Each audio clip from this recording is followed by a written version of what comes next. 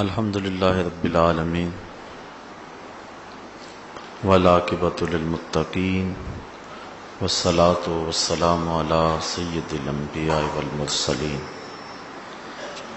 قال اللہ تعالی وتبارک فی القرآن المجید والفرقان الحمید بسم اللہ الرحمن الرحیم وما امروا الا لیعبدوا اللہ مخلصین لہ الدین صدق اللہ مولانا العظیم وصدق رسولہ النبی الکریم الرؤوف الرحیم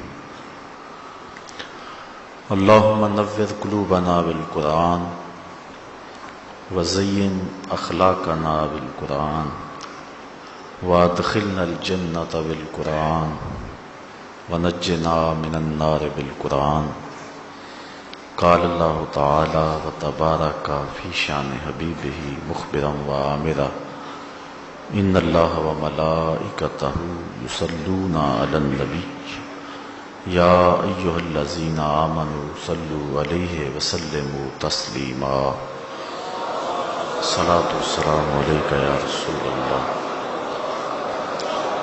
وعلی آلک واصحابک یا محبوب رب العالمین الصلاۃ والسلام علیک یا رسول اللہ وعلی آلک واصحابک یا حبیب اللہ ز مہجوری برآمد جان عالم تراہم یا نبی اللہ تراہم ناخر رحمت للعالمین ز محرومہ چرا فارغ نشینی بروں آور سرز برد یمانی کہ روئے تست صبح زندگانی صد ہزاراں جبریل اندر بشر بہر حق سوئے غریباں یک نظر یا رسول اللہ انظر حالنا یا حبیب اللہ اسمع قالنا اننی فی بحر غم مغرق خذ یدی ساحل لنا اشکالنا یا صاحب الجمال و یا سید البشر من وجهك المنیر لقد نور القمر لا يمكن الثناء كما كان حقه بعد از خدا بزرگ توئی قصہ مختصر۔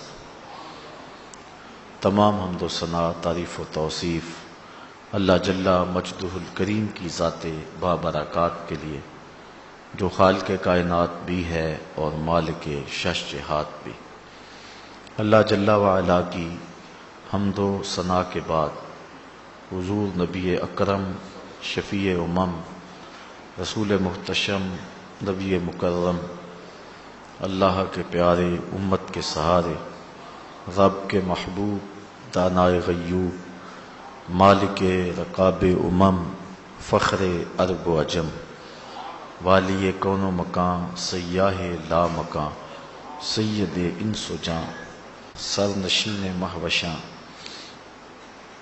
ماہ خوباں شہنشاہ حسینہ تتمہ دوراں سر خیل زہرہ جمالہ جلوہ صبح ازل نور ذات لم یزل باعث تکوین عالم فخر آدم و بنی آدم نیر بطحا رازدار ما اوہا شاہد ما طغا صاحب علم نشرہ معصوم آمنہ احمد مجتبیٰ حضرت محمد مصطفیٰ صلی اللہ علیہ وسلم کے حضور ناز میں اپنی عقیدتوں ارادتوں محبتوں اور نیاز مندیوں کا خراج پیش کرنے کے بعد معزز محترم سامعین السلام علیکم ورحمۃ اللہ وبرکاتہ۔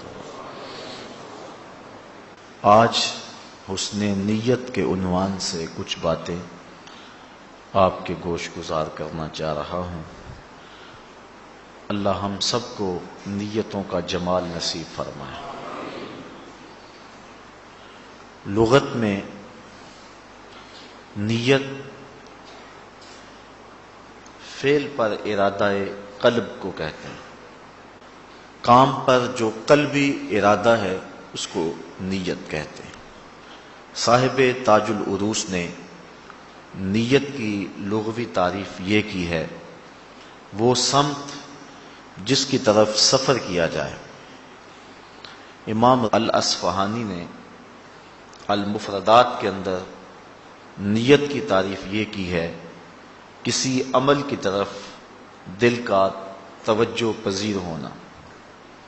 صاحب محیط نے اس انداز سے نیت کی تعریف کی کہ حصول منفعت اور دفع ضرر کے لیے دل کو کسی مناسب کام کے لیے آمادہ کرنا نیت کہلاتا ہے۔ لیکن اصطلاح شریعت اسلامیہ میں عبادات میں تمیز پیدا کرنا نیت کہلاتا ہے کہ یہ ظہر کی نماز ہے، یہ عصر کی نماز ہے۔ جب بندہ کھڑا ہونے لگتا ہے تو اس کو یہ امتیاز پیدا کرنا ہوتا ہے کہ میں کون سی نماز پڑھ رہا ہوں، یہ میں روزہ فرض رکھ رہا ہوں یا کہ نفل رکھ رہا ہوں، میں یہ احرام عمرے کا باندھ رہا ہوں یا کہ حج کا باندھ رہا ہوں۔ عبادات کے درمیان جو تمیز پیدا کی جاتی ہے اس کو شریعت اسلامیہ کے اندر نیت کہتے ہیں۔ نیت کا یہ مفہوم فقہا کے نزدیک ہے، اور جب فقہا نیت پر بحث کرتے ہیں تو اسی مفہوم میں کرتے ہیں، لیکن صوفیاء اور عارفین کے نزدیک مقصود کے اعتبار سے تمیز پیدا کرنے کو نیت کہتے ہیں کہ یہ عمل میرا اللہ کی رضا کے لیے ہے، اس کی تمیز پیدا کرنا، اور کون سا عمل ہے کہ جس میں اللہ کی رضا نہیں ہے، یہ عمل اس کی رضا کے لیے ہے، یہ اس کی رضا کے لیے نہیں ہے، اس میں تمیز پیدا کرنے کو نیت کہا جاتا ہے۔ عموماً عرف میں جب نیت کا مفہوم بیان کیا جاتا ہے تو اس سے یہی نیت ہی مراد ہوتی ہے، اور اسلام میں حسن نیت کے عنوان سے آج جو گفتگو ہے، شریعت کی اصطلاح کے اندر نیت کا یہ جو دوسرا مفہوم ہے، اسی عنوان کے ساتھ آپ کے سامنے کچھ باتیں عرض کرنے کی کوشش کروں گا۔ بعض لوگوں نے کہا کہ اخلاص نیت یہ ہے کہ قلب و ارادہ سے اس کی ضد نکل جائے، کہ اگر اللہ کی رضا کے لیے کام کر رہا ہے تو غیر کی رضا مقصود نہ ہو، اللہ کی رضا کا حصول یہ مقصد ہے، اور اس کی ضد اللہ کے علاوہ کسی اور کے رضا کو حاصل کرنا ہے، تو دوسرے مقصد سے دل کو خالی کر کے محض اللہ کی رضا کے لیے وہ عمل کرنا، یہ نیت کا حسن ہے اور یہ نیت کا جمال ہے۔ ہمارے صوفیاء جب تک نیت کا استحضار نہیں ہوتا تھا اتنی دیر تک اعمال شروع نہیں کیا کرتے تھے۔ حضرت حسن بصری رضی اللہ تعالی عنہ کا انتقال ہوا، جو جلیل القدر تابعی ہیں، تو اس دور کے جلیل القدر تابعی حضرت محمد بن سیرین رضی اللہ تعالی عنہ نے حضرت حسن بصری کا جنازہ نہیں پڑھا۔ لوگوں نے پوچھا کہ آپ نے حضرت امام حسن بصری کا جنازہ کیوں نہیں پڑھا؟ تو حضرت محمد بن سیرین فرمانے لگے کہ میری نیت نہیں ہوئی تھی اس لیے میں نے نہیں پڑھا، نیت کے فقدان کی وجہ سے، فقد نیت کی وجہ سے میں جنازے میں شامل نہیں ہوا ہوں۔ حضرت یحییٰ بن کثیر فرماتے ہیں عمل میں حسن نیت عمل سے زیادہ باعث رسائی ہے، اللہ تعالیٰ کی طرف رسائی کا سبب عمل سے زیادہ عمل کا جو حسن نیت ہے وہ ہے۔ حضرت فضیل بن عیاض رضی اللہ تعالی عنہ فرماتے ہیں کہ نیت کے بغیر بات بھی نہ کرو، پہلے نیت کا استحضار کر لیا جائے اور پھر اس کے بعد بات کی جائے۔ نیت ٹھیک ہوگی اور عمل بھی ٹھیک ہوگا تو پھر اجر مرتب ہوگا، اگر دونوں میں سے کسی ایک کا فقدان ہے تو اجر مرتب نہیں ہوگا۔ یعنی عمل بہت اچھا ہے لیکن نیت ٹھیک نہیں ہے، اللہ کی راہ میں جان وار دی، بہت اچھا عمل ہے، اس سے بہتر عمل کیا ہو سکتا ہے، اپنی جان جیسی متاع عزیز قربان کر دی، لیکن نیت تھی شہرت اور ناموری کی۔ تو اجر مرتب نہیں ہوگا، اور دوسری صورت یہ ہے کہ نیت ٹھیک ہے لیکن عمل ٹھیک نہیں ہے تو پھر بھی اجر مرتب نہیں ہوگا۔ ایک شخص اس لیے ڈاکہ مارتا ہے کہ میں 10-20 بیوہ عورتوں کی کفالت کروں گا اور 5-7 یتیم بچیوں کی شادی کر دوں گا، یا اس لیے چوری کرتا ہے کہ میں اس سے مسجد بنواؤں گا، تو نیت اس کی ٹھیک ہے لیکن جو عمل ہے وہ ٹھیک نہیں ہے، لہذا اس پر بھی کوئی ثواب نہیں ہے۔ ثواب مرتب تب ہوگا جب نیت بھی ٹھیک ہو اور عمل بھی ٹھیک ہو۔ اور ایک ہوتا ہے کہ بعض اوقات ایک عمل میں 2 نیتیں ہوتی ہیں، ایک اچھی نیت ایک بری نیت، اگر دونوں جمع ہو جائیں تو پھر کیا اس عمل کا بندے کو ثواب ملے گا؟ تو یہ بات ذہن میں رکھیں کہ اس پر بھی کوئی ثواب نہیں ہے۔ اور ہمارے پاس اس عنوان سے حضور علیہ السلام کا ایک فرمان موجود ہے، حضرت ابو امامہ الباہلی رضی اللہ تعالی عنہ کی مرویات سے ہے، فرماتے ہیں کہ ایک شخص نے حضور کی خدمت میں عرض کی، غالباً حضرت ابو امامہ الباہلی نے حضور کی خدمت میں عرض کی کہ ایک شخص راہ خدا میں لڑتا ہے، اپنی جان جیسی متاع عزیز وارنے کے لیے وہ راہ خدا میں جہاد کرتا ہے، اس کا مقصد یہ ہے کہ مجھے اجر ملے، اور ساتھ ساتھ یہ مقصد بھی ہے کہ میری شہرت بھی ہو۔ تو حضور سے سوال کیا کہ کیا اس کو اجر ملے گا، اس کا یہ عمل ٹھیک ہے، اس پر اس کو ثواب نصیب ہوگا؟ تو آقا کریم نے ارشاد فرمایا لا شیء لہ، اس کے لیے کچھ بھی نہیں ہے۔ تو انہوں نے پھر دوبارہ عرض کی کہ حضور اگر کوئی شخص اللہ کی راہ میں شہادت پانے کے جذبے سے، اجر کی نیت سے جہاد کے محاذ پہ جاتا ہے، لڑتا ہے، جد و جہد کرتا ہے، لیکن ساتھ یہ بھی بات ہے کہ میری شہرت بھی ہو جائے، تو کیا اس کو کوئی اجر ملے گا؟ آقا کریم نے فرمایا لا شیء لہ، اس کے لیے کچھ بھی نہیں ہے۔ اس نے پھر تیسری مرتبہ عرض کی کہ حضور اگر کوئی شہرت کے حصول کے لیے اور اجر کے پانے کے لیے لڑائی کرتا ہے، جہاد کرتا ہے، اپنی جان جیسی متاع عزیز وار دیتا ہے، تو کیا اس کو اجر ملے گا؟ تو آقا کریم نے پھر تیسری مرتبہ فرمایا لا شیء لہ، اس کو کچھ نہیں ملے گا۔ اور پھر حضور نے مزید وضاحت کرتے ہوئے ارشاد فرمایا ان اللہ لا يقبل من العمل الا ما كان له خالصا وابتغي وجهه، اللہ تعالیٰ وہی عمل قبول کرتا ہے جو محض اسی لیے ہو اور اس کی رضا جس عمل سے چاہی گئی ہو، جس میں اور شرکت ہو جائے اللہ اس عمل کو قبول نہیں کرتا۔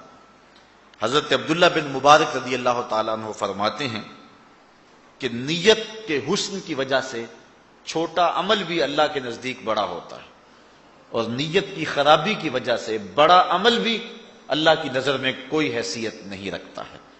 جس طرح کی حدیث میں آتا ہے کہ قیامت کے دن ایک قاری، ایک شہید اور ایک سخی پیش ہوں گے اور اپنے اپنے اعمال پیش کریں گے۔ سخی کو پوچھا جائے گا تجھے مال دیا، تو نے اس کا مصرف کیا کیا؟ تو وہ کہے گا مالک میں تیرے راستے میں لٹا دیا۔ اللہ تعالیٰ فرمائے گا تو نے اس لیے مال خرچ کیا تھا کہ میری ناموری ہو، وہ ہو گئی، اب میرے ہاں تیرا کوئی اجر نہیں ہے، اور فرشتوں کو کہا جائے کہ اس کو پکڑو اور جہنم کی آگ میں ڈال دو۔ اسی طرح ایک عالم دین سے، ایک قاری سے پوچھا جائے گا کہ تو نے اپنی زندگی اور اپنی صلاحیتوں کو کیسے صرف کیا؟ تو وہ کہے گا مالک میں تو ساری زندگی تیرے دین کی نوکری کرتا رہا، میں تو قرآن پڑھتا اور پڑھاتا رہا۔ ارشاد ہوگا تو نے اس لیے کیا تھا کہ لوگوں کے چہرے تیری جانب پھریں اور لوگ تجھ سے محبت کریں، تو نے اس غرض کے لیے سب کچھ کیا تھا، سو ہو گیا جو تو نے چاہا تھا، اب میرے ہاں تیرا کوئی اجر نہیں ہے۔ پھر شہید سے اللہ تعالیٰ پوچھے گا کہ تو نے میرے لیے دنیا پہ جا کر کے کیا کیا؟ تو وہ عرض کرے گا مالک جان جیسی متاع عزیز تیرے راستے میں قربان کر دی۔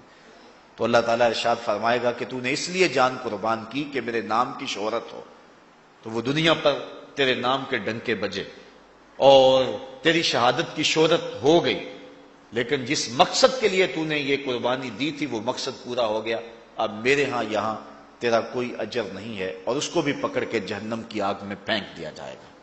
اب دیکھیے کتنے بڑے عمل ہیں یہ تینوں اعمال، کتنے بڑے ہیں، لیکن نیت کی خرابی کی وجہ سے اجر و ثواب ضائع ہو گیا۔ اور بعض عمل بہت چھوٹے ہوتے ہیں حجم اور مقدار میں، لیکن نیت کے حسن اور نیت کے جمال کی وجہ سے اللہ تعالیٰ جل شانہ کے نزدیک وہ بہت ہی زیادہ بڑے ہوتے ہیں۔ بعض اوقات صرف نیت ہوتی ہے، عمل بھی نہیں ہوتا ہے، محض نیت ہوتی ہے، اللہ تعالیٰ اس نیت پر ثواب مرتب کر دیتا ہے۔ کل قیامت کے دن ایک شخص نامہ اعمال کھولے گا، حج لکھا ہوگا، عرض کرے گا مالک میں نے تو حج کیا ہی نہیں، میرے نامہ اعمال کے اندر حج کیسا؟ ارشاد ہوگا ہم جانتے ہیں تو نے حج نہیں کیا، جب حاجیوں کے قافلے جاتے تھے تیرا دل تو تڑپتا تھا نا، ہم نے تیری اس تڑپ کو دیکھ کے تیرے نامہ اعمال میں حج لکھ دیا۔ جب حضور غزوہ تبوک کو گئے ہیں تو فرمایا کہ ہم نے کوئی وادی قطع نہیں کی ہے مگر فلاں فلاں آدمی اجر میں ہمارے ساتھ شریک رہا ہے۔ صحابہ نے عرض کی حضور وہ آیا ہی نہیں، اس نے مدینے کو چھوڑا ہی نہیں، اور وہ اجر میں برابر کا شریک کیسے ہے؟ فرمایا اس کو کسی غرض کسی ضرورت نے روک لیا ہے، ورنہ وہ ہمارے ساتھ آنا چاہتا تھا، اس نیت پر اس کو ثواب نصیب ہوگا۔ آپ جانتے ہیں سارے اہل علم تشریف فرما ہو، غزوہ بدر کے اندر مسلمانوں کی تعداد کتنی تھی بلا؟ 313، لیکن تاریخ اٹھائے جو لوگ لڑے ہیں، جنہوں نے جہاد کیا ہے، دشمنوں کے مقابلے میں ڈٹے ہیں، وہ 313 نہیں تھے، وہ 305 لوگ تھے۔ 8 لوگ ایسے ہیں کہ جو محاذ پہ لڑے نہیں ہیں، ان میں حضرت عثمان غنی رضی اللہ تعالی عنہ کا نام بھی ہے، حضرت ابو لبابہ بھی ہیں، دیگر صحابہ بھی ہیں۔ حضور نے فرمایا تمہاری زوجہ بیمار ہے، تم ان کی تیمارداری کرو۔ حضرت ابو لبابہ کو بھی راستے سے حضور نے موڑ دیا کہ تم جا کے مدینے کے اندر یہ ذمہ داری سنبھالو۔ 8 صحابہ ایسے ہیں کہ جو میدان میں لڑے نہیں ہیں، گئے نہیں یا راستے سے واپس آ گئے، لیکن بدر کے شرکاء کی تعداد 313 اتنی دیر تک پوری نہیں ہوتی جب تک ان 8 لوگوں کو شامل نہیں کر لیتا، بلکہ جب مال غنیمت بٹا تو ان 313 میں سے ان 8 کو بھی شامل کیا گیا، ان کو بھی حصہ دیا گیا۔ گئے نہیں، لڑائی نہیں کی، لیکن 313 کا عدد نہیں پورا ہوتا جب تک ان کو شامل نہ کرے۔ تو گھر سے چل پڑے تھے، نیت کر لی تھی، گو پہنچے نہیں لیکن اجر میں برابر کے شریک ہیں۔ نیت المومن خیر من عملہ، امام غزالی یہ روایت لائے ہیں کہ مومن کی نیت اس کے عمل سے بہتر ہے۔ جب وہ نیت کرتا ہے نامہ اعمال کے اندر نیکی لکھ دی جاتی۔ ابن عساکر نے اپنی تاریخ کے اندر ایک طویل روایت لکھی ہے، اللہ بھلا کرے شخص کا، کہ اس نے کہاں کہاں سے رس نچوڑا تھا اور کہاں کہاں سے روایات کو جمع کیا۔ ابن عساکر کو ابن عساکر اسی لیے کہتے ہیں کہ وہ لشکروں کے ساتھ رہتا تھا، جب بھی کوئی لشکر سجتا آراستہ ہوتا تو ابن عساکر بھی چلا جاتا اور اس لشکر کے ساتھ شمولیت اختیار کر لیتا۔ لوگ تلواریں تیز کر رہے ہوتے، یہ ایک ایک بندے سے ملتا، تو نے حضور کا کوئی فرمان تو نہیں سنا؟ اگر سنا ہے تو مجھے سنا دو۔ اس طرح اس نے احادیث کو، روایات کو، تاریخ کو جمع کیا۔ ابن عساکر کا میرے پاس خلاصہ موجود ہے جو 40 جلدوں کے اوپر موجود ہے۔ اس نے جو کتاب لکھی اس کا خلاصہ 40 جلدوں پر ہے، جو اصل کتاب ہے وہ 120 جلدوں پر ہے۔ اتنی بڑی اس نے کتاب لکھی، اس کے اندر یہ روایت ہے کہ حضرت موسیٰ علیہ السلام پر جب الواح تورات کا نزول ہوا تو انہوں نے الواح تورات میں قیامت کے قریب آنے والی ایک امت کا تذکرہ پڑھا، تو اللہ کی بارگاہ میں انہوں نے 9 سوال کیے۔ ان میں سے ایک سوال یہ تھا، اللہم انی اجد فی الالواح امتا اذا ہم احدہم بحسنۃ فلم یعملها کتبت لہ حسنۃ واحدہ وان عملها کتبت لہ 10 حسنات فاجعلها امتی قال تلک امت احمد۔ کہا مالک میں نے الواح تورات میں ایک امت کا تذکرہ پڑھا ہے، اگر وہ نیکی کی نیت کرے گی، ابھی نیکی کی نہیں، نامہ اعمال کے اندر نیکی لکھ دی جائے گی۔ وَإِنْ عَمِلَهَا كُتِبَتْ لَهُ 10 حسنات، اور اگر وہ نیکی کر لے گی، کی اس نے ایک ہے، نامہ اعمال میں 10 لکھی جائیں گی۔ وہ امت میری امت کر دے، قَالَ تِلْكَ أُمَّةُ احمد، کہا یہ تو میرے پیارے احمد کی امت ہے۔ یہ اعزاز دیا جائے گا، ابھی نیکی کی نہیں ہے، جی میں آیا کہ یہ نیک کام کروں گا، نامہ اعمال کے اندر نیکی لکھ دی جائے گی۔ اور آگے لطف دیکھیے، اور اگر نیکی کر لی ہے، کی ایک ہے، نامہ اعمال میں 10 لکھی جائیں گے۔ یہ اس امت کو شرف دیا جائے گا۔ حضرت رابعہ بصریہ آپ کے ہاں کچھ مہمان آ گئے، خادمہ نے کہا کہ مہمان آ گئے ہیں اور باورچی خانے میں صرف ایک روٹی پڑی ہوئی ہے، تو مہمانوں کی ضیافت ایک روٹی سے نہیں ہو سکتی۔ فرمایا جاؤ اس روٹی کو بھی اللہ کی راہ میں باہر خیرات کراؤ۔ خادمہ نے جا کے وہ روٹی اللہ کی راہ میں خیرات کر دی۔ 2 لمحے نہیں گزرنے پائے تھے کہ دروازے پہ دستک ہوئی۔ پوچھا من علی الباب، دروازے پر کون؟ کہا فلاں آقا کا بھیجا ہوا غلام ہوں، میرے آقا نے آپ کے لیے کھانا بھیجا۔ خادمہ کھانا وصول کیا، حضرت رابعہ نے کپڑا اٹھایا، گنا تو 5 روٹیاں تھیں، کہا کھانا واپس کر دو، اس کے آقا نے کسی اور گھر بھیجا ہوگا، غلطی سے ہمارے گھر آ گیا۔ تھوڑی دیر گزری، پھر دروازے پہ دستک ہوئی، پوچھا کون؟ کہا فلاں آقا کا بھیجا ہوا غلام، میرے آقا نے آپ کے لیے کھانا بھیجا۔ خادمہ کھانا وصول کرتی ہے، حضرت رابعہ کپڑا اٹھایا، گنا تو 7 روٹیاں، کہا اس کے آقا نے بھی کسی اور گھر بھیجا ہوگا، غلطی سے ہمارے گھر آ گیا، اس کو بھی کھانا واپس کر دو۔ کھانا واپس کر دیا گیا۔ 2 لمحے نہیں گزرے تھے، پھر دروازے پہ دستک ہوئی، من دق الباب، دروازہ کس نے کھٹکھٹایا؟ کہا فلاں آقا کا بھیجا ہوا غلام ہوں، میرے آقا نے آپ کے لیے کھانا بھیجا۔ خادمہ کھانا وصول کرتی ہے، حضرت رابعہ کپڑا اٹھایا، گنا تو 10 روٹیاں، کہا یہ کھانا ہمارا، مہمانوں کو بھیج دو۔ کہا پہلے 2 بھی تو آپ کا ہی نام لیتے تھے۔ کہا میرے رب کا وعدہ ہے جو 1 دے میں 10 دیتا ہوں، پہلے 5 تھی پھر 7 تھی، میں نے کہا مالک 10 پوری کرے گا تو تیری بندی وصول کرے۔ کہا مالک وہ امت میری امت کر دے، کالا تل کا امت احمد، کہا یہ تو میرے پیارے احمد کی امت ہے۔ تو یہ امت مصطفیہ ایسی امت ہے کہ جس کو محض نیت پر ہی ثواب مرتب ہوتا ہے، نیت پر بھی ثواب ملتا ہے، عمل کر لیا تو پھر 10 گنا نصیب ہوتا ہے۔ اچھا، اگر کسی شخص نے اچھی نیت کر لی، نامہ اعمال کے اندر اجر لکھ دیا گیا، تو حضرت عبداللہ ابن مبارک فرماتے ہیں کہ نیت کی وجہ سے چھوٹی چیز بھی اللہ کے ہاں بہت بڑی ہے، اور اگر نیت ٹھیک نہیں ہے تو بہت بڑی چیز بھی اللہ کی نظر میں کوئی حیثیت نہیں رکھتی۔ بندے نے شہادت دے دی، کتنی بڑی قربانی ہے، لیکن نیت ٹھیک نہیں تھی، لہذا جان بھی برباد چلی گئی اور ملا بھی کچھ نہ۔ اس لیے یہاں عمل کرنے سے قبل نیتوں کو حسن دینا ہے۔ اس لیے کسی بزرگ نے کہا کہ عمل ٹھیک کرنا اتنا مشکل نہیں ہے جتنا نیت کو ٹھیک کرنا دشوار تر ہے، کہ نیت کو پہلے حسن دیا جائے، نیت میں کجی نہ آئے۔ ہمارے صوفیاء اور ہمارے بزرگ تو اس بات کا بھی التزام کیا کرتے تھے، اگر ایک معاملے میں 2 نیتیں آ گئی، ایک نیت حسن ہے اور دوسری آرزو ہے وہ مباح ہے، حرام نہیں ہے، ایک تو یہ ہے شہرت اور اجر، 2 نیتیں آ گئی کہ اللہ مجھے اجر دے دے، شہادت دے دوں تو اللہ مجھے شہرت بھی دے دے، تو ایک نیت ریاکاری کی آ گئی اور دوسری نیت آ گئی خلوص کی، لیکن خلوص کٹ گیا جب ریاکاری آ گئی۔ چونکہ آپ کسی برتن میں اچھا دودھ ڈال لیں اور چند قطرے اس کے اندر گندگی اور غلاظت کے ڈال دیں، سارا دودھ پلید ہو جائے گا۔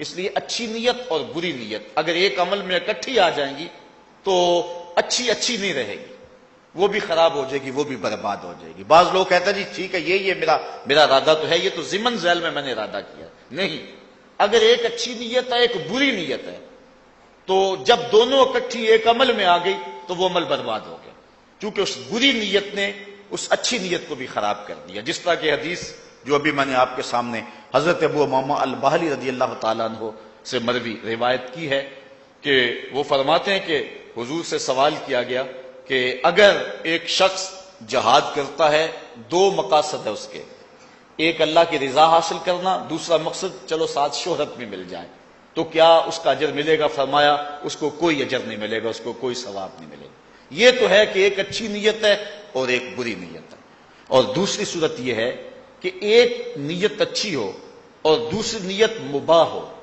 ہمارے صوفیاء نے اس سے بھی گریز کا درس دیا کہ نماز اس لیے پڑھے کہ نماز اللہ کا حکم ہے، فرض ہے، وہ ادا ہو جائے، اور ساتھ ساتھ جو ہے وہ میری پریکٹس بھی ہو جائے گی، میری مشق بھی ہو جائے گی۔ روزہ اس لیے رکھے کہ روزہ بھی رکھ لوں گا اور ساتھ میں سمارٹ بھی ہو جاؤں گا۔ 2 نیتیں ہیں، سمارٹ ہونا یا پریکٹس کرنا، یہ کوئی بری بات نہیں، امر مباح ہے، لیکن حسن نیت کے ساتھ ایک ایسی نیت اور شامل ہوگی، ہمارے صوفیہ فرماتے ہیں جو اعمال کا حسن ہے ساتھ والی نیت نے اس کو بھی برباد کر دیا. اس لیے وہ ایک قبولیت تو ہو جائے گی لیکن جو اس کا نور ہے اور اس کا جو حسن ہے اور اس کا جو جمال ہے یہ ساتھ آنے والی نیت جو ہے وہ اس کو برباد کر دے گی. اس لیے اللہ اس بات کو پسند کرتا ہے کہ جو بھی عمل کیا جائے محض میری رضا کے لیے کیا جائے. حضرت رابعہ بصریہ ایک ہاتھ میں پانی کا کوزہ پکڑا ہے, ایک ہاتھ میں آگ پکڑی ہوئی ہے اور بڑے غصے سے جا رہی ہیں. کسی نے کہا آج کدھر کے تیور ہیں؟ کہا کچھ لوگ جنت کے چاہ میں عبادت کرتے ہیں, کچھ دوزخ سے ڈرتے ہوئے عبادت کرتے ہیں. میں چاہتی ہوں نہ رہے بانس نہ بجے بانسری, یہ پانی ڈال کے جہنم کو سرد کر دوں اور یہ آگ لگا کے جنت کو جلا دوں. جو بھی عبادت کرے محض اللہ کی رضا کے لیے کرے. اقبال کہتا تیرے عمل میں اخلاص ہو تو اس کا اجر کچھ اور ہے, حور و خیام سے گزر بادہ و جام سے گزر, جو بھی کر محض اس کی رضا کے لیے کر. لیکن حضرت مجدد الفسانی علیہ رحمہ نے حضرت رابعہ بصریہ کے اس قول کا رد کیا ہے. آپ فرماتے ہیں کہ انہوں نے حالت سکر میں یہ بات کہی ہے. اگر جنت کی طلب کرتا ہے ایک بندہ مومن یا جہنم سے ڈرتا ہے تو اس کا مطلب یہ نہیں ہے کہ وہ باغوں اور حوروں کا چاہنے والا ہے, بلکہ وہ جنت کا طالب اللہ کی رضا کے طالب کی صورت میں ہے. چونکہ جنت اللہ کی رضا کا مظہر ہے اور دوزخ اللہ کے قہر و غضب کا مظہر ہے. یعنی اللہ جس سے راضی ہوگا اس کو جنت میں بھیجے گا اور جس سے ناراض ہوگا اس کو جہنم میں ڈالے گا. اور اگر کوئی شخص یہ آرزو کرتا ہے, یہ تمنا کرتا ہے کہ مجھے جنت نصیب ہو تو وہ اللہ کی رضا چاہتا ہے, اور اگر وہ چاہتا ہے میں جہنم سے بچ جاؤں تو وہ اللہ کے قہر و غضب سے بچنا چاہتا ہے. تو فرمایا رابعہ بصریہ کا یہ قول حالت سکر میں کہا گیا قول ہے. تو جنت اللہ کی رضا کا مظہر ہے اور دوزخ اللہ کی ناراضگی کا مظہر ہے. اس لیے جنت کی طلب اور دوزخ سے پناہ مانگنا یہ بندہ مومن کا مقصود ہے. اور حضور فرمایا جب اللہ سے مانگو تو جنت الفردوس مانگو. اب حضور علیہ الصلوۃ والسلام نے ارشاد فرمایا طوبی للمخلصین اولئک مصابیح الہدی, مبارک ہو مخلص لوگوں کو چونکہ وہ ہدایت کے چراغ ہیں. تو عمل محض اس کی رضا کے لیے کیا جائے تو عمل ہے, ورنہ عمل نامقبول ہے. یا اگر امر مباح بھی نیت کے ساتھ شامل ہوگی دوسری نیت کے طور پہ, وہ امر مباح بھی شامل ہو گیا تو پھر بھی اس عمل کے حسن کو, جمال کو اور نور کو ختم کر دے گا. اور ہمارے صوفیاء نے اس حوالے سے بھی بہت زیادہ احتیاط کی ہے اور اپنی نیت کو خلوص کی بنیادوں پر استوار کرنے کی ہمیں تاکید کی ہے. اقبال نے بھی تنقید کی ہے نا کہ امید حور نے سب کچھ سکھا رکھا ہے واعظ کو. امید حور نے سب کچھ سکھا رکھا ہے واعظ کو, یہ حضرت دیکھنے میں سیدھے سادے بھولے بالے ہیں. بظاہر بڑے بھولے بالے لگ رہے ہیں لیکن یہ سب کچھ جو ہے وہ حور کے چاؤ میں کر رہے ہیں, چھلانگے لگا رہے ہیں الٹی. تو اصل جو بھی عمل کرے محض اللہ کی رضا کے لیے کرے, اور یہی مومن کا مقصود ہے اور یہی مومن کی مراد ہے. اس حوالے کے ساتھ آج کی اس نشست میں جو اہم حدیث آپ کے سامنے پیش کرنا چاہ رہا ہوں وہ امام بخاری نے اپنی صحیح کے اندر پہلی حدیث کتاب الایمان کے اندر حضرت امام بخاری نے اس حدیث کو درج کیا ہے. اور بیشتر علماء کا یہ طریقہ ہے کہ جب بھی وہ کتاب شروع کرتے ہیں تو سب سے پہلے اس حدیث کو بیان کرتے ہیں تاکہ نیتوں کا حسن نصیب ہو. حضرت عبد الرحمن مہدی رحمت اللہ تعالی علیہ فرماتے ہیں کہ میرا جی تو یہ ہے کہ میں جو بھی کتاب لکھوں اپنی ہر کتاب کو اسی حدیث سے شروع کروں. تو صحیح بخاری اس حدیث سے اس کا آغاز ہوتا ہے. حضرت امیر المومنین سیدنا عمر بن خطاب رضی اللہ تعالی عنہ کی مرویات سے ہے. حضور علیہ السلام نے ارشاد فرمایا قال قال رسول اللہ صلی اللہ علیہ وسلم انما الاعمال بالنیات وانما لامرئ ما نوى فمن كانت هجرته الى الله ورسوله فهجرته الى الله ورسوله ومن كانت هجرته الى دنیا يصيبها او امرأة يتزوجها فهجرته الى ما هاجر اليه. بخاری میں, مسلم میں اور درجنوں کتب احادیث کے اندر یہ روایت موجود ہے. حضرت عمر رضی اللہ تعالی اس کو روایت کرتے ہیں اور مانن یہ حدیث متواتر کے مرتبے میں ہے. حضرت علی بن مدینی رحمت اللہ تعالی علیہ فرماتے ہیں اس حدیث کی صحیح ترین سند وہ ہے جس سے امام بخاری نے اس حدیث کو روایت کیا ہے۔ ویسے امام بخاری نے صحیح بخاری کے اندر اس حدیث کو 6 مرتبہ روایت کیا ہے اور 6 مرتبہ ہی مختلف راویوں سے روایت کیا ہے۔ فرماتے ہیں لیکن اس کی بہترین سند وہ ہے جو حضرت یحییٰ بن سعید رضی اللہ تعالی عنہ سے مروی ہے، پھر حضرت یحییٰ بن سعید رضی اللہ تعالی عنہ سے 700 لوگوں نے اس حدیث کی روایت کی ہے۔ اس کے بعد ایک راوی نہیں ہے، یحییٰ بن سعید کے بعد اس کے راوی پھیل جاتے ہیں، اور حضرت امام بدر الدین عینی علیہ رحمہ نے 200 لکھے ہیں اور بعض لوگوں نے 700 اس کے راوی لکھے ہیں کہ حضرت یحییٰ بن سعید سے 700 لوگوں نے یہ حدیث لی ہے اور پھر مختلف طرق سے ہمارے تک پہنچی ہے۔ تو یہ مانن حدیث متواتر ہے۔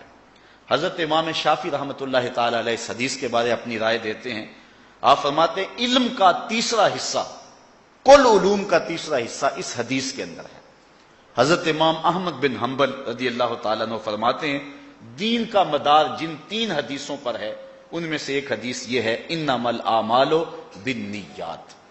حضرت امام بدر الدین عینی نے عمدۃ القاری شرح صحیح بخاری میں حضرت ابو بکر بن داسہ رضی اللہ تعالی عنہ سے اس روایت کو بیان کیا ہے۔ وہ کہتے ہیں کہ میں نے حضرت امام ابو داود سے سنا، اور وہ کہتے ہیں کہ میں نے اللہ کے رسول صلی اللہ علیہ وسلم کی 5 لاکھ حدیثیں جمع کی، اور 5 لاکھ احادیث سے میں نے انتخاب کیا، خلاصہ تیار کیا، تو میرے پاس رہ گئیں صرف 4000 حدیثیں۔ یہ امام بخاری نے جو صحیح بخاری لکھی ہے اس میں 7275 احادیث کل ہیں، اور امام بخاری علیہ رحمہ کو حضور علیہ السلام کی 6 لاکھ حدیثیں زبانی یاد تھیں۔ ان 6 لاکھ حدیث کا خلاصہ تیار کیا تو تقریباً 7,2500 حدیثیں خلاصے کے طور پہ حضرت امام بخاری نے لکھی، اور بعض احادیث 2 مرتبہ بھی ہے بخاری شریف میں، جس طرح یہ حدیث بخاری شریف میں 6 مرتبہ ہے۔ اگر تکرار ختم کریں تو بخاری شریف کی احادیث کی تعداد بھی جو ہے وہ 4000 ہی بنتی ہے۔ تو حضرت امام ابو داؤد کہتے ہیں میں نے 5 لاکھ حضور کی احادیث جمع کی، جب اس کا خلاصہ تیار کیا تو میرے پاس رہ گئی کل 4000 حدیثیں۔ ان 4000 حدیثوں کا پھر میں نے خلاصہ بنایا تو میرے پاس رہ گئی صرف 800 حدیثیں۔ ان 800 حدیثوں کا پھر میں نے خلاصہ تیار کیا تو میرے پاس رہ گئی 4 حدیثیں، اور ان 4 حدیثوں میں ایک حدیث یہ ہے انما الاعمال بالنیات، اعمال کا دار و مدار نیتوں پر ہے، اور دوسری حدیث یہ ہے ان الحلال بین و ان الحرام بین، حلال بھی واضح ہے حرام بھی واضح ہے، اور اس کے درمیان کچھ شبہ والی چیزیں ہیں، جو شبہ میں پڑ گیا وہ حرام میں پڑ گیا۔ اور تیسری حدیث من حسن اسلام المرء ترکہ ما لا یعنی ہے، آدمی کے اسلام کا حسن یہ ہے کہ وہ ہر بے مقصد کام کو چھوڑ دے۔ اور چوتھی حدیث لا یکون المؤمن مومنا حتی یرضی لاخیہ ما یرضی لنفسہ، اتنی دیر تک کوئی بندہ مومن نہیں ہو سکتا جو اپنے لیے پسند کرتا ہے وہ اپنے مومن بھائی کے لیے پسند نہ کرے۔ کہتے ہیں یہ اساس اسلام ہیں، یہ حدیث اسلام کی بنیاد ہیں، یہ اسلام کی جڑ ہیں۔ 5 لاکھ احادیث رسول کا خلاصہ یہ 4 حدیث ہیں۔ تو ان میں سے پہلی حدیث انما الاعمال بالنیات، اعمال کا دار و مدار نیتوں پر ہے۔ اس حدیث کا شان ورود یہ ہے کہ جب حضور علیہ السلام نے مکہ سے ہجرت فرما کے مدینہ کو اپنے وجود کی برکتیں عطا فرمائیں تو حضور کے ساتھ بہت سارے صحابہ بھی ہجرت کے لیے مکہ سے مدینہ کی طرف چلے گئے، کچھ حضور سے پہلے، کچھ حضور کے ساتھ اور کچھ حضور کے بعد۔ ایک شخص تھا جس کا مدینے کی ایک خاتون کے ساتھ ربط قلب تھا اور وہ اس کے ساتھ نکاح کرنا چاہتا تھا۔ اس عورت نے ایک شرط لگائی تھی کہ میں تیرے ساتھ نکاح کرنے کے لیے تیار ہوں، لیکن شرط ایک ہے کہ تو شہر مکہ چھوڑ دے اور مدینے میں آ جا۔ اس نے اس بات میں آر محسوس کی کہ میں ایک عورت کے لیے اپنا شہر چھوڑ دوں اور لوگ کیا کہیں گے کہ ایک خاتون کے لیے اپنا شہر چھوڑ دیا ہے۔ اچھا، اس عورت نے یہ شرط لگائی، مجھے ایک عورت بھی یاد آئی کون؟ حضرت ام سلیم رضی اللہ تعالیٰ عنہ۔ جب حضرت ام سلیم کو ابو طلحہ نے پیغام نکاح بھیجا تو حضرت ام سلیم نے کہا میری ایک شرط ہے، میرا ایک ہی حق مہر ہے، اگر تو ادا کر دے تو میں تیرے ساتھ نکاح کر لوں گی۔ تو ابو طلحہ نے کہا فوری بتاؤ کیا؟ تو ام سلیم نے کہا تم اسلام لے آؤ، یہی میرا حق مہر ہوگا۔ تو پھر ابو طلحہ فوراً اسلام کی دولت سے مالا مال ہو گئے اور ان کا نکاح ہوا، اور پھر فرمایا گیا کہ ام سلیم جیسی بیوی کوئی نہیں اور ابو طلحہ جیسا شوہر کوئی نہیں۔ یہ مدینے کے اندر مشہور جوڑی تھی، ام سلیم جیسی خاتون نہیں تھی، فرمایا، اور جو ہے وہ ابو طلحہ جیسا شوہر نہیں ہے۔ تو ان کا مہر کیا بندہ؟ اسلام۔ اور یہ کہتی ہے کہ تو اگر مکہ چھوڑ آئے تو پھر میں تیرے ساتھ نکاح کرنے کے لیے تیار ہوں۔ اس نے اس بات کو آر محسوس کیا کہ لوگ کیا کہیں گے، ایک عورت کے لیے شہر چھوڑ آیا ہے۔ لیکن جب حضور نے ہجرت فرمائی اور صحابہ گئے تو اس نے سوچا کہ اب سارے جا رہے ہیں، میں بھی چلا جاتا ہوں، لوگ سمجھیں گے یہ ہجرت کر کے جا رہا ہے، اسے کہوں گا تیرے لیے آیا ہوں۔ تو جب وہاں پہنچا تو اس نے جا کر کے کہا کہ میں تو تیرے لیے آیا ہوں۔ اس نے کہا ٹھیک ہے، میری شرط پوری ہو گئی، نکاح ہو گیا۔ اس خاتون کا نام تھا ام قیس۔ تو اس نے اس لیے جو ہے وہ ہجرت کی اس شخص نے، اور جا کے ام قیس سے اس کا نکاح ہو گیا۔ کچھ لوگ اس لیے بھی ہجرت کر گئے کہ مدینے کی منڈی جو ہے وہ بڑی تیز ہے اور وہاں کے مالی حالات بہتر ہیں، تو چلو مکے میں کیا دھرا ہے، مسلمانوں کے ساتھ چلیں اور وہاں جا کر کے جو ہے وہ ہم جو ایسا کریں گے کہ وہاں کاروبار اچھا چمک جائے گا۔ کچھ لوگوں کی نیت ساتھ یہ بھی شامل ہوئی، لیکن نیتوں کو حسن دینے والا رسول، صحابہ کو پاکیزگی اور طہارت دینے والا رسول اس بات کو بھی برداشت نہ کر سکا کہ کوئی جو ہے وہ ہجرت کے ساتھ اس نیت کو بھی ساتھ شامل کر لیں۔ تو حضور علیہ السلام نے ارشاد فرمایا انما الاعمال بالنیات، اعمال کا دار و مدار نیتوں پہ ہے۔ وانما لامرئ ما نوى، ہر شخص کے لیے وہی ہے جس کی اس نے نیت کی۔ فمن كانت هجرته الى الله ورسوله فهجرته الى الله ورسوله، جس نے اللہ اور اس کے رسول کے لیے ہجرت کی اس کی ہجرت اللہ اور اس کے رسول کے لیے ہوئی۔ جس نے دنیا کے لیے ہجرت کی دنیا اسے مل جائے گی، کاروبار اس کا ٹھیک ہو جائے گا۔ او امرأۃ یتزوجها، یا کسی عورت کے لیے ہجرت کی تو وہ اس سے نکاح کر لے گا۔ فہجرته الی ما ہاجر الیہ، تو اس کی ہجرت اسی کے لیے ہے جس کے لیے اس نے کی ہے۔ عورت کے لیے آیا ہے تو عورت ملے گی، دولت کے لیے آیا ہے دولت ملے گی، رب رسول کے لیے آیا ہے تو رب رسول ملے گا۔ اب صحابہ اس شخص کو چھیڑا کرتے تھے جس نے ایک عورت کے لیے ہجرت کی تھی، اور اسے کہا کرتے تھے مہاجر ام قیس، یہ ام قیس والا مہاجر ہے، چونکہ صحابہ کی نازک اور پاک باز طبیعت اس کو گوارا نہ کر سکی۔ تو یہاں ہمیں اسلام نے ہجرت اور کوئی بھی نیک عمل ہو، اسلام نے ہمیں درس دیا ہے کہ وہ محض اللہ کی رضا کے لیے ہو، کوئی دوسری نیت بھی آ کے اس کے اندر شامل نہ ہو، اگرچہ وہ مباح ہی کیوں نہ ہو۔ ہاں اچھی نیتیں اگر اکٹھی ہو جاتی ہیں، بہت ساری اکٹھی ہو جاتی ہیں اچھی نیتیں ساری، پھر کوئی حرج نہیں، بلکہ اجر دوگنا چوگنا ہو جائے گا۔ مسجد میں آیا کہ جمعہ پڑھوں گا، ساتھ یہ بھی نیت کر لی کہ کوئی گندگی پڑی ہوئی، کوئی تنکے پڑے ہوئے تو اس کو اٹھا کے باہر پھینکوں گا، ساتھ یہ بھی آیا کہ عالم دین کی زیارت بھی کروں گا، ساتھ نیت یہ بھی کر لی کہ جو اس نے کہا اس کو سنوں گا اور علم حاصل ہو جائے گا، ساتھ نیت یہ بھی جڑ گئی کہ جو کہا جائے گا اس کو سنوں گا پھر اس پہ عمل بھی کروں گا، نیت یہ بھی ساتھ جوڑ لی جو سنوں گا پڑھوں گا عمل کروں گا اس کو پھر لوگوں تک بھی پہنچاؤں گا۔ تو ایک کام کے لیے اس نے کئی نیتیں جوڑ لی، تو اب اس کا وہ عمل کئی گنا بڑھ گیا۔ میاں صاحب فرماتے ہیں کہ دودھ اندر جے کھانڈر لائیے تو مزہ ہو جاوے دونا، پھر تو کیفیت ہی کوئی اور ہو گئی نا۔ اگر کئی نیتیں ایک اچھی نیتیں شامل کر لی تو پھر اچھی نیتیں جمع ہوتی رہیں اور ایک گلدستہ بنتا چلا گیا نیتوں کا۔ لیکن اگر ایک اچھی ایک بری تو بری نیت اچھی کو بھی برباد کر دے گی۔ لیکن ایک اچھی نیت اور دوسری امر مباح کی نیت، جس طرح کے نماز اور ساتھ ورزش بھی ہو جائے گی، تو علماء فرماتے ہیں، صوفیاء فرماتے ہیں نہیں، یہ بھی عمل کے نور کو اجاڑنے والی بات ہے۔ تمہارا عمل ہو تو محض اللہ کی رضا کے لیے ہو، محض اس کی رضا کے لیے ہو، تیرے عمل میں اخلاص ہو تو اس کا اجر کچھ اور ہے۔ یہ کہانی ہے، یہ لطف ہے۔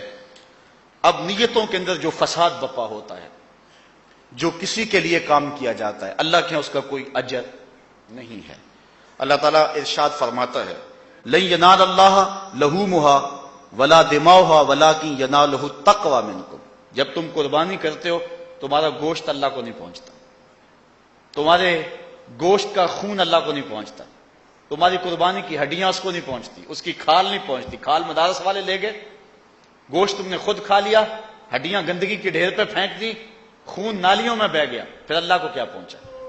نہ تمہارا گوشت پہنچا، نہ تمہارا پوست پہنچا، نہ تمہارا خون پہنچا، نہ تمہاری قربانی کی جلد پہنچی، تو اللہ کیا پہنچا؟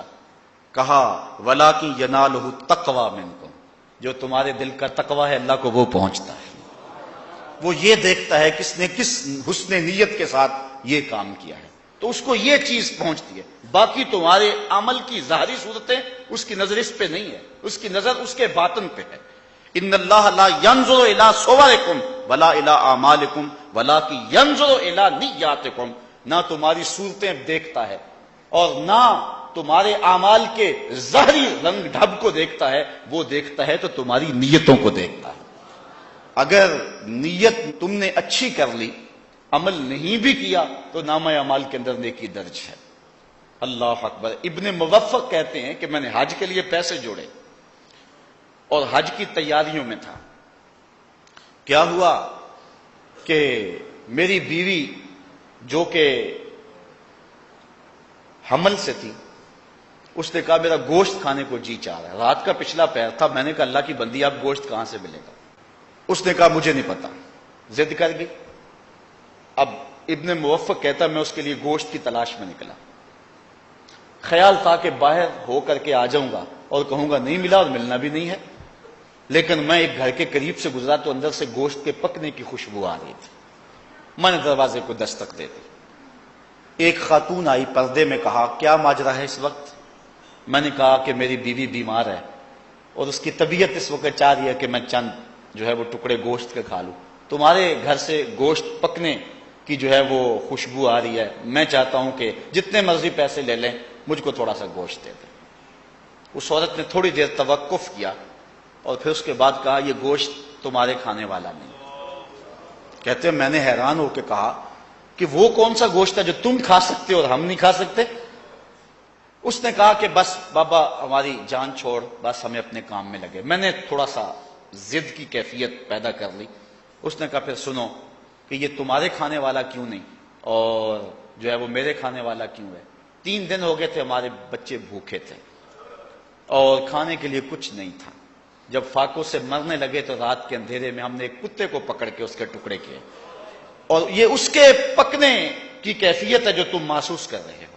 ابن موفق کہتے ہیں کہ میرے دل پہ جو ہے وہ بوجھ آ گیا کہ میری بستی میں ایسے لوگ بھی رہتے ہیں جن کو کھانے کے لیے کچھ نہیں ملتا۔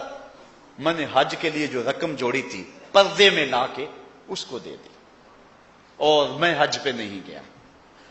کہتے ہیں کہ جب حج کا موسم آیا، لوگ جب فارغ ہو کے آئے تو جو بھی مجھے ملے کہا ابن موفق مبارک ہو تمہیں حج کی، جو بھی حاجی آئے کہے ابن موفق تمہیں مبارک ہو حج کی۔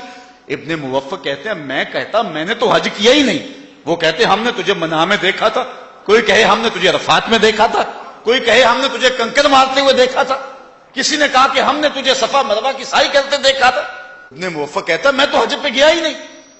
خیر پھر ایک بندہ ڈھونڈتا ڈھونڈتا ابن موفق کے پاس آیا اور کہنے لگا کہ میں جو ہے وہ دعا کر رہا تھا اور میں نے کہا لبیک اللہم لبیک، آواز آئی لا لبیک، تیری کوئی حاضری قبول نہیں، بلکہ جتنے لوگ آئے ہیں کسی کی حاضری قبول نہیں۔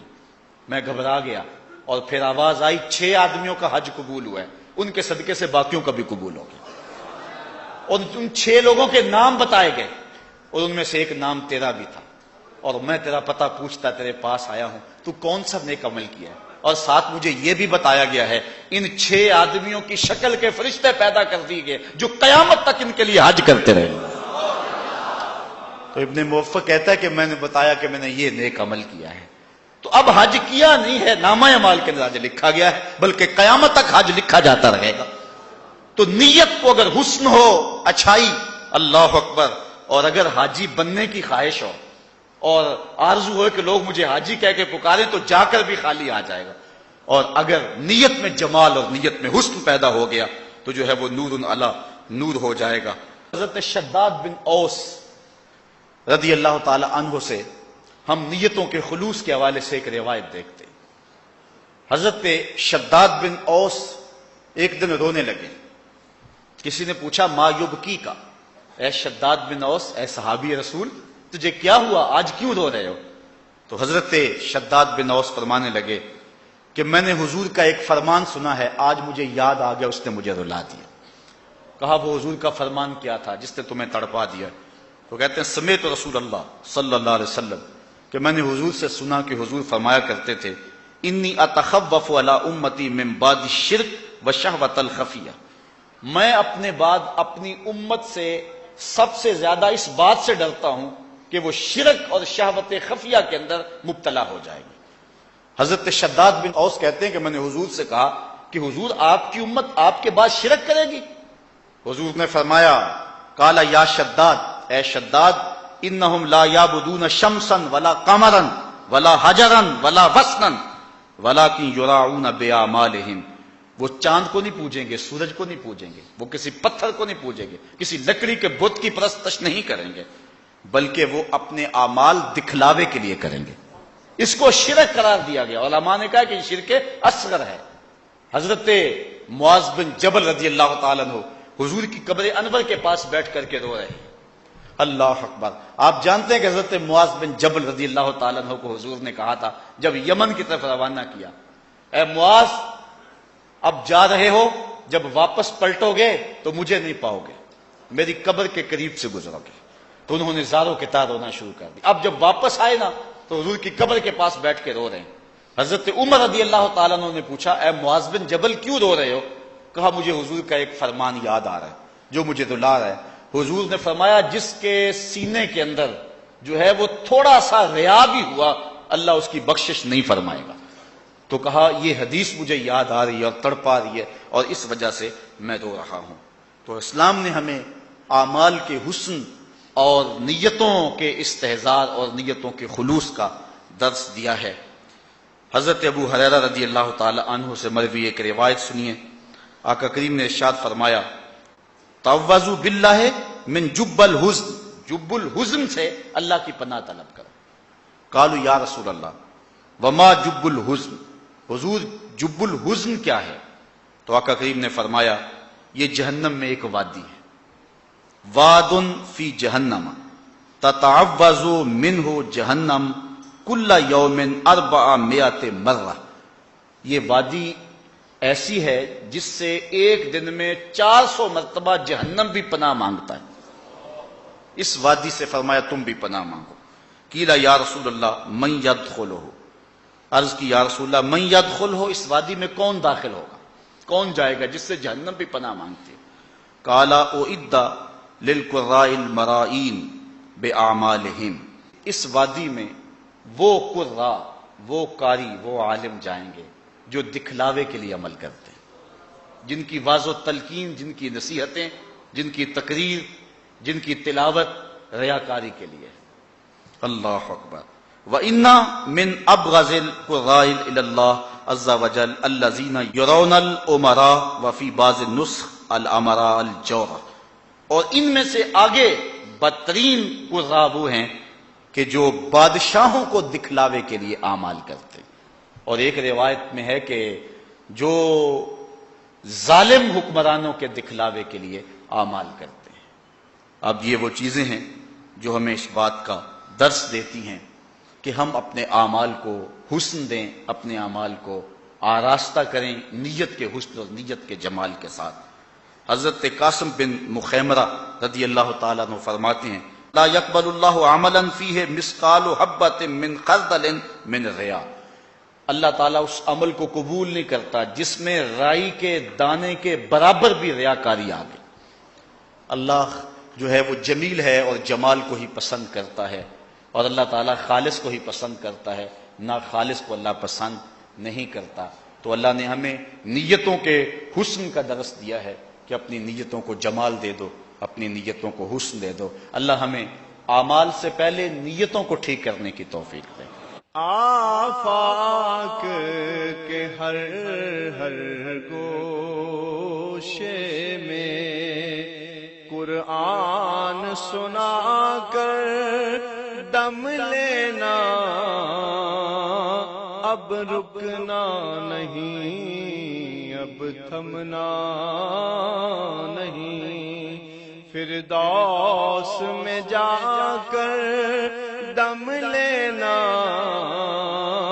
آفاق کے ہر ہر گوشے میں قرآن سنا کر دم لینا، اب رکنا نہیں، اب تھمنا نہیں۔